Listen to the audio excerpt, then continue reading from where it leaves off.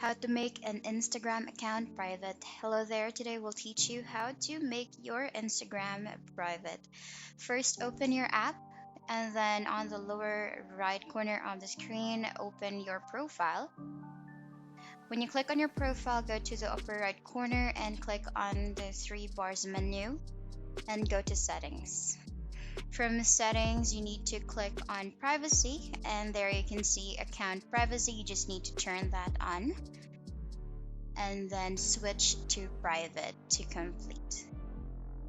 And you can review your followers as well, and you can just cancel that.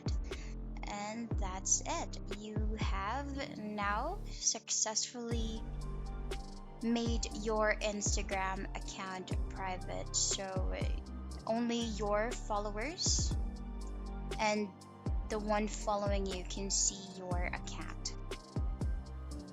That's it for the video. Thank you for watching.